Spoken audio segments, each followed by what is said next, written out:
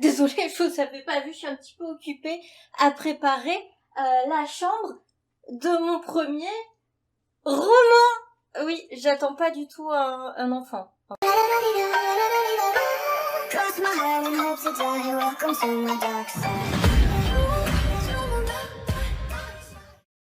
Je suis super contente de vous faire cette vidéo puisque c'est quand même l'accomplissement d'un projet. Alors, j'aurais aimé vous faire la vidéo une fois le roman dans mes mains ou du coup sur cette petite étagère que je lui ai réservée et je lui ai mis Edgar Allan Poe pour lui tenir une petite compagnie. Je trouve que ce serait quelqu'un de sympathique et certainement, je pense, un très bon babysitter pour un roman. Mais du coup, je me suis dit que j'allais faire une vidéo annonce, tout simplement parce que j'ai été malade, j'ai eu plein de bricoles, de bordel et tout. Même pour le bouquin, ça a été un peu le bazar, donc je vais vous présenter le roman avant même de l'avoir dans mes mains. Je vais quand même vous mettre la couverture. Comme vous le voyez, il s'appelle Résurgence Z de NJM Dust. J'ai choisi d'écrire sous mon pseudonyme et non sous mon vrai nom. Comme ça, tout simplement, tout ce qui est en rapport avec ce que je crée, que ce soit du coup en écriture ou sur internet, c'est sous le même nom. Et donc, vous avez son petit nom, Résurgence Z. Je pense qu'avec le nom et la couverture, vous le voyez bien, il ne s'agit pas d'un livre de youtubeur. En même temps, je ne suis pas youtubeuse. C'est un roman de fiction avec des zombies. Dès que les liens seront disponibles, vous les trouverez en barre de description de toutes mes vidéos. Et donc, il sera trouvable sous le nom Résurgence Z de NJM Dust aux éditions Spinel au prix de 18 €. Je crois que je l'ai tué, j'ai réussi, je suis trop forte. Ce que je vais faire, c'est que je vais vous parler de mon roman, du parcours, etc., de mes idées et tout ça. Et je vais vous ponctuer ça de petits extraits. Et je vais commencer par ce qui me semble le plus important, c'est le résumé que l'on peut trouver à l'arrière. Jenna a tout quitté afin de rejoindre Loris, l'homme de sa vie. Sauf qu'elle n'aurait jamais pu imaginer que des hordes d'infectés allaient détruire leur vie du jour au lendemain, menaçant leur existence, forçant le couple et leurs amis à être plus soudés que personne ne l'a jamais été avant. Ces créatures, entre la vie et la mort, n'ont pour but que de se jeter sur les vivants afin de les dévorer et de les ajouter à leur rang. Un seul espoir, rejoindre le camp de réfugiés le plus proche, à 300 km. Une distance courte en temps normal, mais beaucoup plus longue lorsque votre vie est menacée chaque seconde et que le monde que vous avez toujours connu n'est plus régi par les mêmes règles. Jenna va devoir faire preuve de courage, de choix déchirants, même quand la fatigue se fait de plus en plus présente, de nombreux cauchemars hantant ses nuits. Dilemmes moraux, pertes déchirantes, attaques incessantes et tensions rythment le récit de cet univers post-apocalyptique. Une histoire où la survie personnelle se mêle à des relations profondes et où chaque choix peut signifier la vie ou la mort. Ah, j'aime trop, j'espère déjà que ce petit résumé vous plaît et je vous mets même une petite bande-annonce.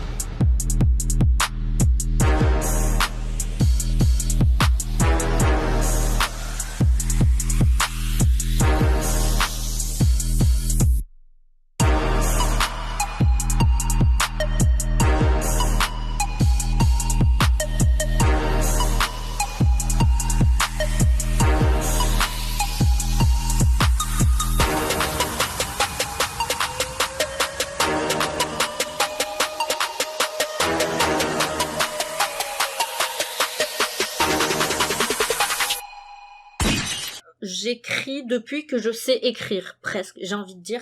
En fait, j'ai toujours aimé inventer des histoires et j'ai commencé à vraiment écrire dès le collège. Et ensuite, lycée et fac, j'écrivais quand mes cours m'intéressaient pas vraiment. En fait, je prenais mon cahier de brouillon et j'écrivais des histoires. Alors des fois, je créais des personnages et je leur faisais vivre des aventures et il n'y avait pas de fil conducteur précis, vous voyez. Jusqu'au premier projet, La mort à la française. Alors là, vous vous dites, mais Angie, ton livre, il s'appelle pas La mort à la française, il s'appelle Résurgence Z, je ne comprends pas. Et tu as raison.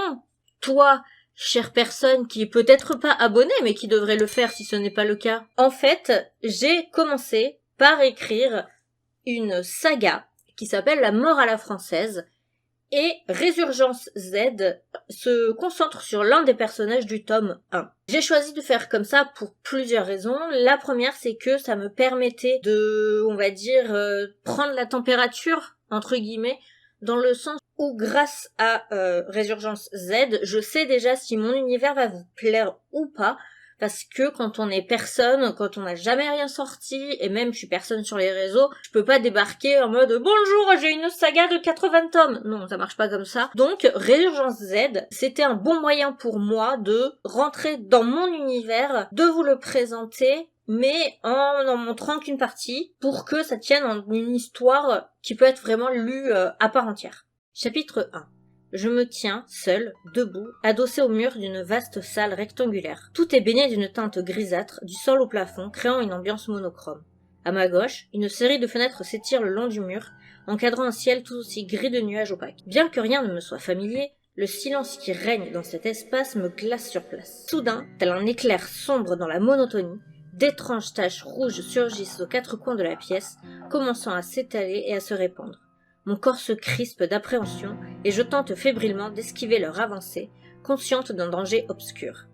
Mais bientôt, le rouge écarlate commence à engloutir chaque recoin, imprégnant l'atmosphère d'une teinte semblable au pourpre du sang frais.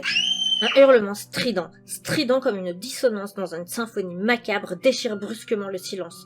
Mon cœur, lancé dans une cadence folle, me pousse à réagir instinctivement. Je bondis en avant, mes sens en alerte. Jenna sursauta en ouvrant les yeux et se redressa d'un coup dans son lit en reprenant sa respiration.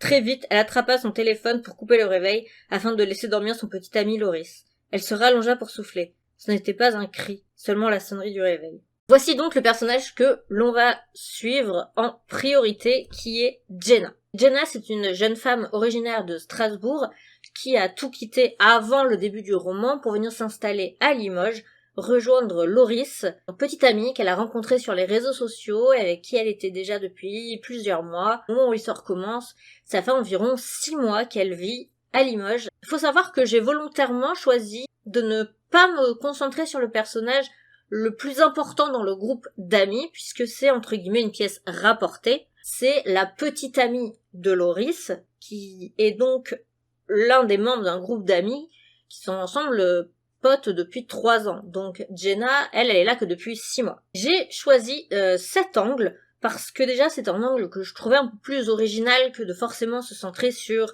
la figure centrale du groupe, ce qui du coup fait qu'elle a un regard très différent sur ce qui se passe et qui est plus du coup le regard du lecteur qui est un peu plus éloigné, même si elle a son petit ami, donc elle a quand même beaucoup à perdre dans cet apocalypse. D'où vient un projet comme Résurgence Z ou La mort à la française? C'est vraiment très bête. Ça vient d'un rêve, en fait, que j'avais fait quand j'étais au lycée.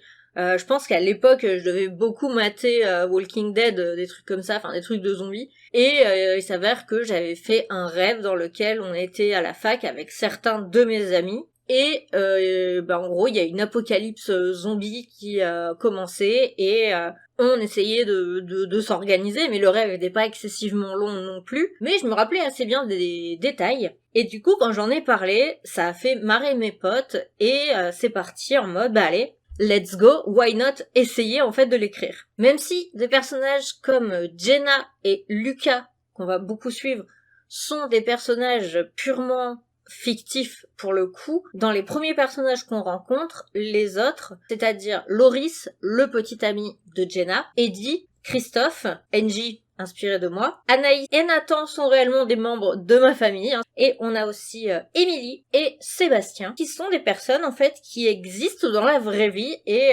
j'en ai fait des personnages. Et donc, énormément des lieux dont je vais parler dans ce tome existent réellement. Tout en gardant un œil sur la rue bondée, ils s'approchèrent d'une chapelle majestueuse dont les grilles en fer forgé semblaient incapables de contenir les créatures déchaînées à l'intérieur. Derrière les barreaux, un groupe effrayant de créatures se débattait, essayant désespérément de sortir pour rejoindre la folie meurtrière qui régnait dehors. C'était donc cela, les bras qu'ils avaient vus au loin, des gens venus prier pour leur vie, mais qui n'obtinrent pas le salut qu'ils espéraient. S'il y avait un Dieu, il les avait abandonnés à leur sort.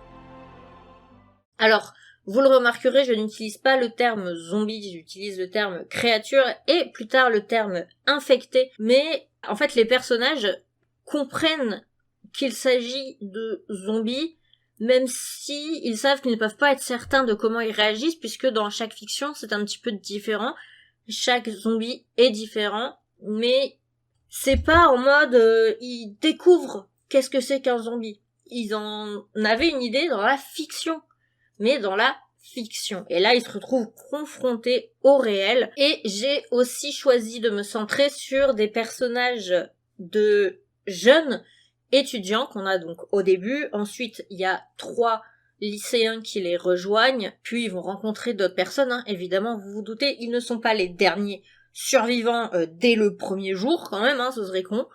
Mais tout simplement, j'avais pas envie qu'on ait, comme par exemple dans Walking Dead, un Rick ou un Daryl qui soit dès le départ des mecs qui savent manier les armes et tout.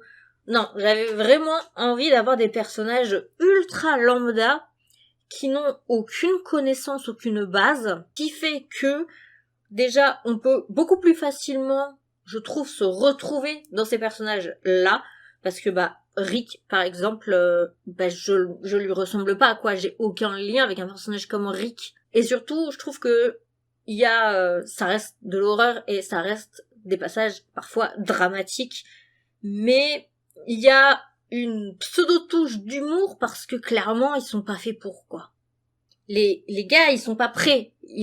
On voit, ils ont pas préparé, ils se sont pas mis dans la tête qu'ils allaient fight et tout. Non, ils savent rien faire. Il y a énormément de moments où ils survivent par chance, en fait. Ils sont chanceux. C'est pas des héros badass et tout. Non, c'est vraiment des gens, j'allais dire comme vous et moi, mais vu que l'un des personnages est inspiré de moi, ça paraît logique.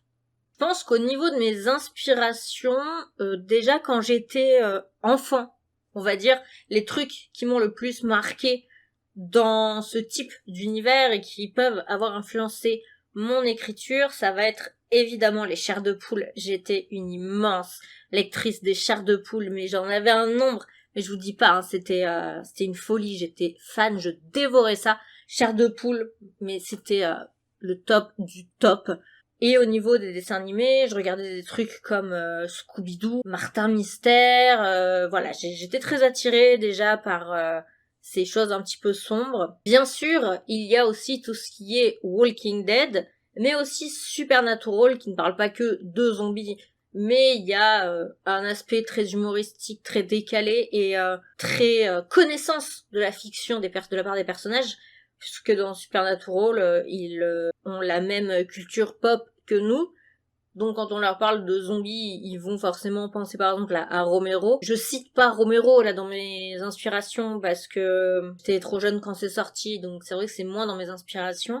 Et je peux rajouter des choses comme Z Nation, iZombie, Shaun of the Dead, Zombieland, qui ont un côté humoristique, parce que j'ai une façon d'écrire, si vous voulez, où je vais pas d'abord réfléchir à mes mots, mais je vais visualiser la scène. Clairement, je peux réaliser le film. Je sais où sont placées les caméras, je sais tout. Non, j'exagère, mais c'est vrai que j'ai une écriture comme ça très visuelle. Et après, je retravaille mes phrases, mais j'écris vraiment la situation comme je l'imagine. Et c'est aussi pour ça que j'aime que l'intrigue se passe dans des lieux existants et que je fais des recherches réelles. Donc beaucoup de choses se passent à Limoges et j'ai pour ça utilisé que des endroits que je connais. J'ai même fait des vérifs sur Google Maps. Et les endroits un petit peu plus éloignés après quand ils bougent, j'ai tout regardé via Google Maps et tout. Enfin, c'est limite, faut m'imaginer genre avec mon guide Michelin, ma page Google Maps en train de regarder, c'est vraiment comme ça que je crée. Alors j'ai conscience qu'on peut me faire une remarque sur la série Walking Dead Daryl, donc centrée sur Daryl Dixon, et qui se passe en France, pour la simple et bonne raison que moi aussi ça se passe en France, mais j'avais commencé à écrire La mort à la française, les toutes premières traces d'écrits que j'ai, ça doit être vers 2012-2013, et la Résurgence Z, je l'ai quasiment fini quand j'ai vu la série Daryl, donc il n'y a pas d'inspiration au niveau français. Walking Dead est forcément dans mes inspirations, que je le veuille ou non de toute façon, mais il n'y a pas du tout d'idée de vouloir copier ou quoi que ce soit. Mon rêve, par la suite, est en partie du coup lié à vous et à ce que vous allez faire de Résurgence Z, c'est-à-dire que si mon roman marche, eh bien tout simplement je vais reprendre l'écriture de La mort à la française. Je dis reprendre car j'en étais au tome 3. Et la particularité de La mort à la française, contrairement à Résurgence Z, c'est qu'on y apprend comment a été fait le virus du coup désinfecté, le nom de ce virus, son fonctionnement, son agissement, voilà, on a aussi tout ce point de vue-là. Donc voilà, mon rêve, c'est que si Résurgence Z sort, je peux sortir ma saga La mort à la française et ensuite sortir un livre dont vous êtes le survivant. Le principe, ce serait le livre dont vous êtes le héros. Je pense que beaucoup connaissent ce principe-là. Si vous le connaissez pas, c'est le principe des jeux à choix, hein, c'est-à-dire que vous allez avoir un paragraphe, vous allez avoir plusieurs choix qui vont vous mener à une page et continuer l'intrigue et du coup peut-être mourir si vous faites le mauvais choix. En fait, tout se passerait dans le même moment, dans le même pays. Ça serait des intrigues qui soient liées, c'est le même virus, hein, c'est la même apocalypse, etc. Il y a des personnages que vous allez rencontrer dans le livre du survivant qui sont des personnages des autres romans, voilà, que vous allez croiser, etc. Ça, c'est vraiment mon rêve. Et pour que ce rêve s'accomplisse, eh bien, il y a que à vous d'en choisir, tout simplement.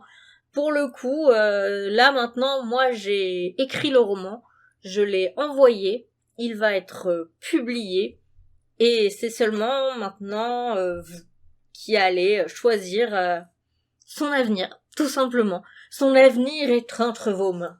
En tout cas, j'ai très très hâte de recevoir vos avis, surtout si vous l'achetez sur les plateformes, n'importe laquelle, n'hésitez pas à me mettre un retour sur le site, donc à le noter, vous savez, sur 5 étoiles et mettre un commentaire. Et sachez évidemment qu'il y aura des tomes à gagner, sinon c'est pas sympa de ma part quand même, voilà.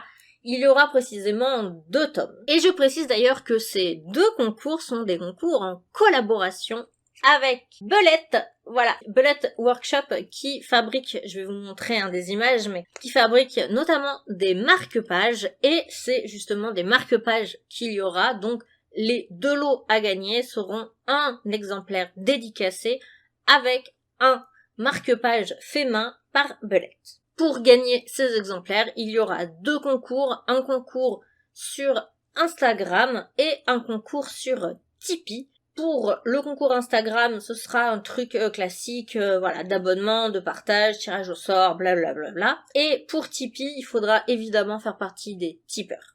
Par contre, c'est à partir de 1 euro. Vous pouvez donner de 1 à 1 million d'euros. Hein. Ça, c'est pas moi qui vais vous dire oh, non, ne le faites pas, voilà.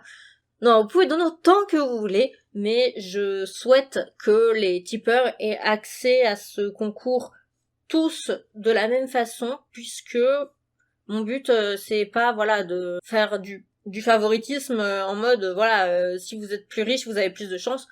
Non, pas du tout, vraiment c'est pour tous pareil. Et d'ailleurs sachez que pour les tipeurs, il y aura d'autres avantages comme recevoir les vidéos en avance, ou encore d'autres participations à d'autres concours quand il y en aura. Et pour répondre à une question qu'on m'a posée et qui m'a un petit peu fait rire et qui est est-ce qu'il y aura des images sur ce livre de 200 pages? Eh bien écoutez, est-ce que la couverture compte comme une image? Parce que si c'est le cas, il y en a une.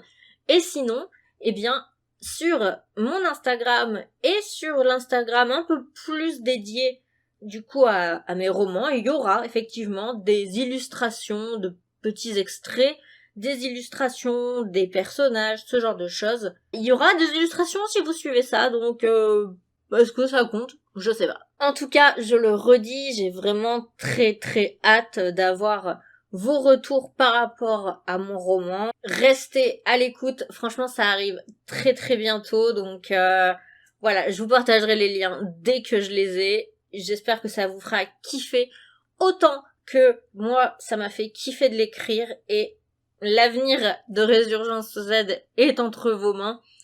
Seulement, si vous kiffez et vous faites vivre le livre, c'est seulement comme ça que il vivra vraiment et que il pourra avoir sa suite, voire ses suites. Donc, je remercie d'avance tous ceux qui liront le roman, qui en parleront, qui l'offriront. N'hésitez pas à me le dire dans n'importe quelle vidéo, que ce soit aussi en message privé, ou comme je l'ai dit, quand vous achetez le livre, à le noter sur les différents sites classiques, Amazon, la Fnac, Cultura, bla bla bla. Je vous embrasse, je vous aime de tout mon cœur, et j'espère que vous ne rejoindrez pas les rangs des petits infectés que j'ai inventés. Bisous.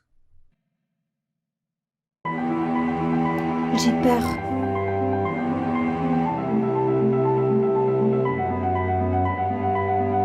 Me laisse pas.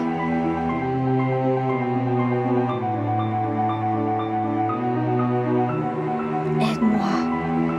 Aide-moi.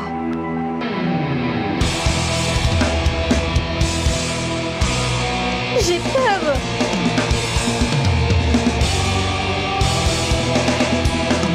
Je t'aime. Retiens-moi.